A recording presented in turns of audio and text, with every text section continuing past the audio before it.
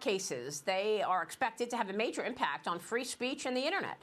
The cases involve states' power to hold social media platforms liable for political censorship and focus on Florida and Texas laws, which are aimed at addressing content moderation and alleged bias against conservatives. NetChoice, a tech industry group, is the lead plaintiff in both cases, challenging the Florida and Texas law.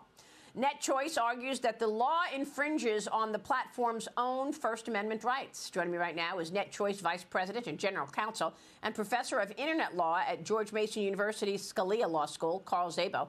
Carl, thanks very much for being here. Break down both of these cases and talk about the impact that the Supreme Court decisions will have.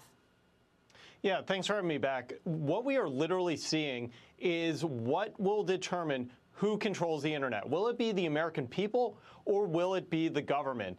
And what we have seen out of the states of Florida and Texas is an effort to force websites and individuals to be subjected to content that they don't want to see, lawful but awful content, whether it's terrorist recruitment, child grooming, or other truly vile content.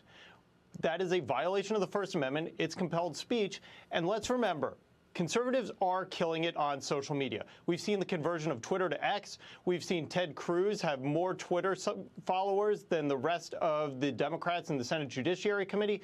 But handing power over to the government will be weaponized by the Biden administration, by the states of California and New York to censor conservatives. So the last thing we want to do is let the government control the internet, and that's why NetChoice is fighting to make sure the First Amendment and the American people control the internet, not the government. But they're already controlling it, Carl. We know what happened during the COVID pandemic when government was working with Twitter and other social media companies to censor information.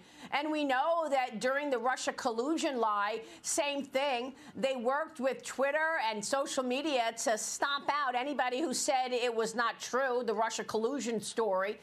And during COVID, we weren't allowed to know half the stuff we know now about the vaccines. Why? Because the government had 1,000 people in different agencies working with Twitter to censor Americans' information. So they're doing it now.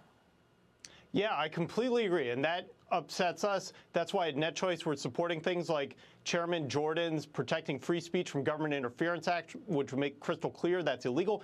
And most importantly, if NetChoice loses this case, that means the government can control the internet, and the Biden administration will further pressure, harass, and jawbone social media platforms into carrying the content that Biden wants, not what the American people want. So that's why, whether left, right, or center, we must force, protect, and defend the First Amendment from government takeover.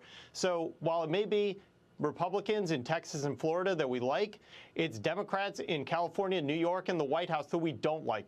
So we need to make sure that these businesses are protected from any government control. So the Journal is out with an op-ed this morning called Big Tech Censorship Goes to the Supreme Court. The editorial board writes this: the overriding problems is that extending common carrier regulation to social media platforms invites more government control of speech. So do Florida and Texas want Federal Trade Commission Chair Lina Khan dictating what can and can't be said online? Carl, I think this is the point you're making.